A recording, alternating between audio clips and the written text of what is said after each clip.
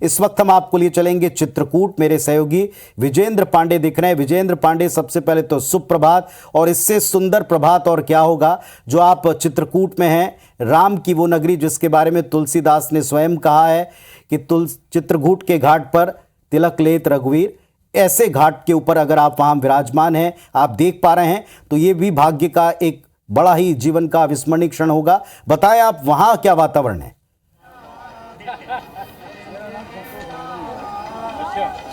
बिल्कुल पुनीत, इस शुभ अवसर के लिए रामचरितमानस में एक बड़ी सुंदर चौपाई है। रिपुरन जीति सुजस सुर गावत, सीता सहित अनुज प्रभु आवत, सुनत बचन बिरसे सब दुखा, तृषावंत जिमि पाई पीयूषा।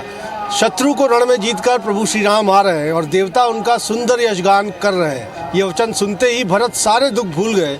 जैसे प्यासा आदमी अमृत पाकर प्यास के दुख को भूल जाता है, तो वो जो भरत का दुख खत्म हुआ था, वैसा ही आज हम कहें कि लाखों करोड़ों हिंदू धर्मावलंबी जो सदियों से प्रतीक्षा कर रहे थे कि रामलला अयोध्या में फिर विराजेंगे, आज वो दुख भी खत्म हो गया है। और चूँकि जन्म भूमि के बाद तपोभूमि की अगर हम बात करते हैं, चित्रकूट, वो भी आह्लादित है, प्रसन्न है, हर्षित है। प्रभु श्री राम लंबे इंतजार के बाद आ रहे हैं। मेरे पीछे अभी भी आपको चित्रकूट में एक धुंध और कोहरा सा नजर आएगा, लेकिन ये जल्द ही धुंध छटने वाली है।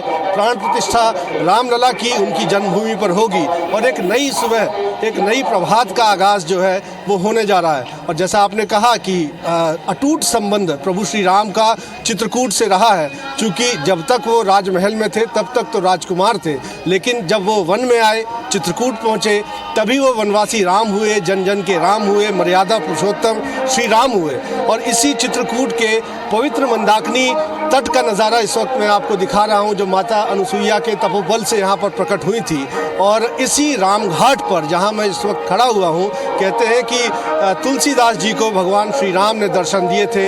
ये चौपाई भी, जैसा आपने कहा कि चित्रकूट के घाट पर भई संतन की भीड़, तुलसीदास चंदन घिसे तिलक देत रघुवीर। तो यहाँ तुलसीदास चंदन घिसा करते थे और प्रभु श्री राम के हाथों तिलक होता था।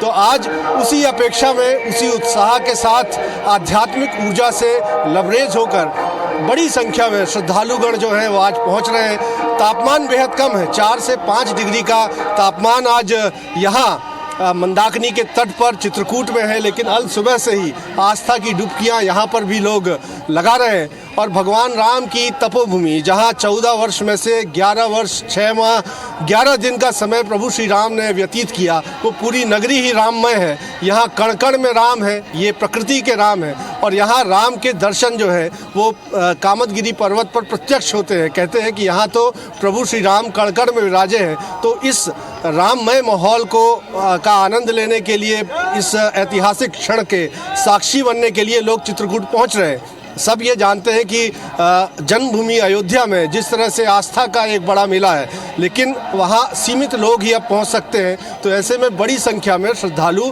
चित्रकूट पहुँच रहे हैं, भगवान राम की तपोभूमि पहुँच रहे हैं और यहाँ आकर वो धार्मिक लाभ ले रहे हैं। आपको बताना चाहूँगा कि आज जो प्राण प्रतिष्ठा समारोह अयोध्या में होना है, उसके लिए वनवासी राम के भोजन के तौर पर पवित्र कंद मूल फल जो है वो चित्रकूट से भी रवाना किए गए हैं। 55 सुनाम धन्य संतों की टोली चित्रकूट से अयोध्या पहुंची है, जो अपने साथ चित्रकूट के वन क्षेत्र से संग्रहित किए गए पवित्र कंद मूल फल लेकर पहुंची है। तो रामलला को जब भोग लगाया जाएगा तो वनवासी राम के आहार का भी भोग, जो कि चित्रकूट से पहुंचा है, वो भी वहाँ पर लगाया जाएगा। और हम कहें कि अद्भुत माहौल प्रभु राम की इस तपोभूमि चित्रकूट में नज़र आ रहा है। मैं यदि अपने कैमरा पर्सन से कहूँ कि वो इस घाट का सुंदर नज़ारा दिखाएं, सबसे पहले तो मैं आपको पवित्र मंदाकिनी नदी का दृश्य दिखाना चाहूँगा। पुनीत, महर्षि वाल्मीकि जी ने इस नदी की महिमा बताई है और ये कहा था प्रभु श्री राम को वाल्मीकि जी ने, नदी पुनीत पुराण बखाने अत्रि प्रिया निज तब बलानी। कहते हैं कि ये पवित्र नदी इतनी पवित्र है कि इसमें दर्शन मात्र से और डुबकी मात्र से ही तमाम पाप धुल जाते हैं। और प्रभु श्री राम को महर्षि वाल्मीकि ने ही वनवास का समय यहाँ चित्रकूट में गुजारने कहा था, और ये कहा था कि आप चित्रकूट जाइए और वहाँ निवास कीजिए, वनवास कीजिए। वहाँ इसीलिए हमने कहा ना विजेंद्र कि ये जीवन के पुण्यों का उदय काल है, ये उनके चरम का एक काल है कि जब आकांक्षा सरयू के तट के ऊपर मौजूद है, जहां प्रभु श्री राम की जन्मभूमि है, जहां आज रामलला स्वयं विराजमान होने वाले हैं।